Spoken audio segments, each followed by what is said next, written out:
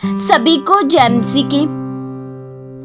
आज का वचन है प्रियो, कोमल उत्तर सुनने से गुस्सा ठंडा हो जाता है। आज हम परमेश्वर के वचन से यह जानेंगे कि कोमल उत्तर सुनने से गुस्सा किस प्रकार से ठंडा हो जाता है। वचन में लिखा है, नीति वचन 15 के उसके 1 वचन में, कोमल उत्तर सुनने से गुस्सा ठंडा हो जाता है, परंतु कटु वचन से क्रोध भड़क उठता है। प्रियो, जब भी हमें किसी समस्या का जवाब देना हो तो हमें कोमल उत्तर देना चाहिए, यानी नरम उत्तर देना चाहिए। समझदारी से भरे हुए शब्दों को अपने मुंह से निकालना चाहिए। कोमल उत्तर से प्रियो को क्रोध ठंडा हो जाता है, यानी कोमलता के साथ और धैर्य के साथ जवाब देने से गुस्सा शांत हो जाता है। प्रियो, स्थिति तब बिगड़ती है जब कोई कोमल उत्तर देने वाला न हो, कोई कोमल शब्द बोलने वाला न हो, कोई प्यार से समझाने वाला न हो। अगर सब कटु वचन ही बोलने वाले हैं, अपने मुंह से कड़वी बातें, किसी को चोट पहुंचाने वाली बातें बोलते हैं, तो इससे प्रियो झगड़ा शांत नहीं होता है, बल्कि इससे झगड़ा और बढ़ जाता है।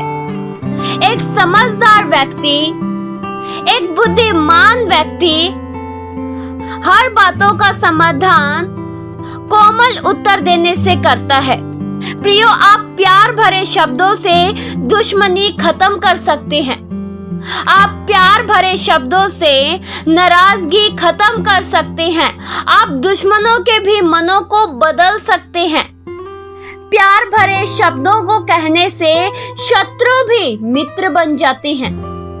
प्रिय, किस प्रकार से हम कोमल उत्तर देने से झगड़ा शांत कर सकते हैं? झगड़ा बढ़ने का ज्यादातर कारण यही है, किसी को कोमल उत्तर देना ही नहीं आता है, किसी को प्यार से बोलना ही नहीं आता है। सब कटु वचन बोलने में ही लगते हैं, जिससे सामने वाला भड़क उठता है। प्रियो, किसी को भड़काने में हाथ हमारा ही होता है। अगर हम दूसरों के साथ कोमलता से पेश आए तो वह भी कोमलता से ही पेश आएगा। प्रियो, ज्यादातर झगड़े उत्पन्न होने का कारण यही है। सामने वाला अगर कठोर स्वभाव का है तो हम भी फिर उसके सामने कठोर स्वभाव से ही पेश आते हैं। जैसा वह है वैसा ही हम अपने आप को ढाल लेते हैं। इससे प्रियो कभी झगड़ा शांत नहीं हो सकता।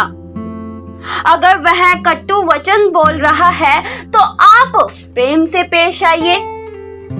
कहाँ झगड़े को शांत करने के लिए कोमल शब्द बोलने चाहिए, प्यार भरा उत्तर देना चाहिए, तो और चुभने वाली बात बोलते हैं और ठेस पहुंचाने वाली बात बोलते हैं और पुरानी से पुरानी बातों को खोदते रहते हैं, जिससे प्रियो कभी भी झगड़ा शांत नहीं हो सकता।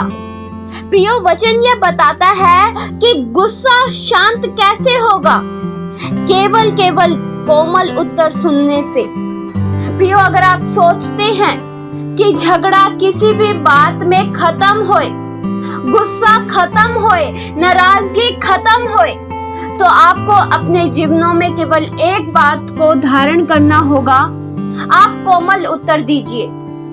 सामने वाला बेशक कटु वचन बोले, लेकिन आप प्यार के साथ पेश आइए। कोमलता के साथ पेश आने से झगड़ा शांत हो जाता है। प्रियो, कोमलता के साथ पेश आना एक तरफ से देखा जाए तो यह है कि मान लीजिए कि कहीं आग लगी है, तो आग को बुझाने के लिए ठंडी चीज का इस्तेमाल करना होगा, यानी आग पर पानी डालना होगा। आग को हम किस तरह से बुझाते हैं? कहीं आग लग जाती है तो हम पानी डालते हैं या फिर मिट्टी का तेल? बिल्कुल नहीं, हम पानी डालते हैं। अगर मिट्टी का तेल डालेंगे तो आग और बढ़ जाएगी। कुछ लोग इसी तरह के होते हैं। कहीं झगड़ा हो गया या फिर किसी बात को लेकर मतभेद हो गया तो वहां पानी डालने की जगह मिट्टी का तेल डालते हैं, यानी कोमल बातें बोलने की जगह, प्यार भरी बातों को बोलने की जगह और कटु वचन बोलते हैं कि उसको चुभे, उसको ठेस पहुंचे।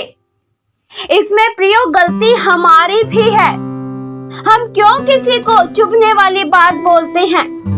किसी को गिराने का कारण फिर आप भी बनते हैं। प्रियो बुद्धिमान मनुष्य हर बात में समझदारी के साथ पेश आता है।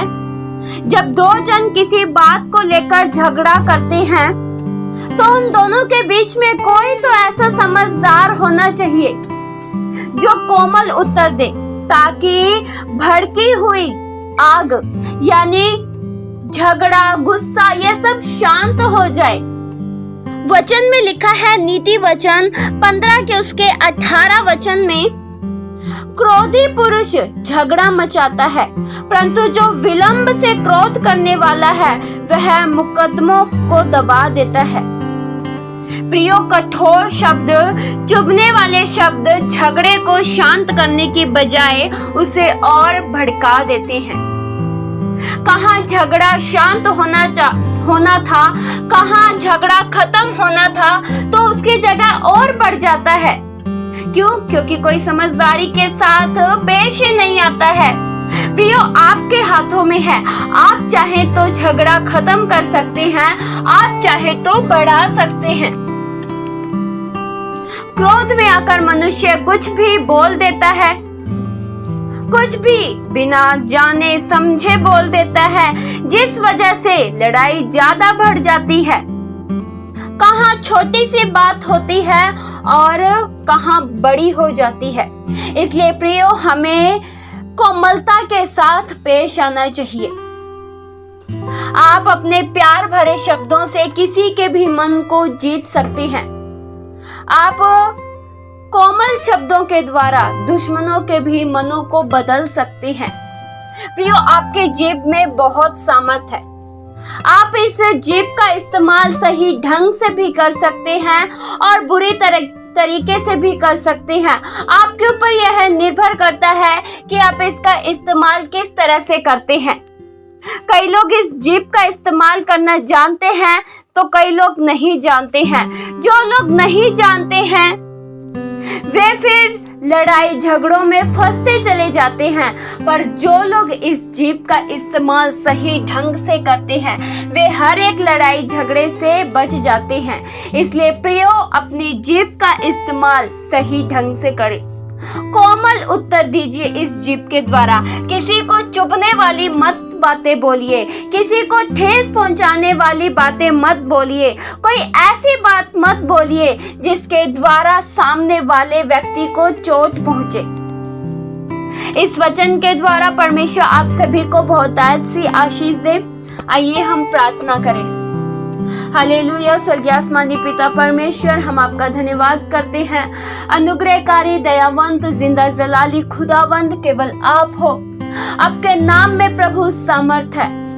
आप अति पवित्र हो, आप अति सामर्थी हो। हम में से हर एक जन कोमल उत्तर दे सके, किसी को चुभने वाली बात न बोले, किसी को ठेस पहुंचाने वाली, किसी को दुखी करने वाली बातें हम इस जीभ के द्वारा न बोले। हम किसी के लिए उन्नति का कारण बन सके, हम आशीषों का कारण बन सके, हम किसी के अशांति का कारण न बने।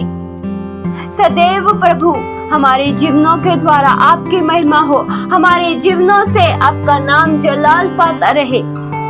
प्रभु हमारे होठों को शुद्ध कीजिए, हमारी जीभ को शुद्ध कीजिए, ताकि हम इस जीभ के द्वारा अच्छी बातें निकाल सके, इसका उपयोग सही ढंग से कर सके।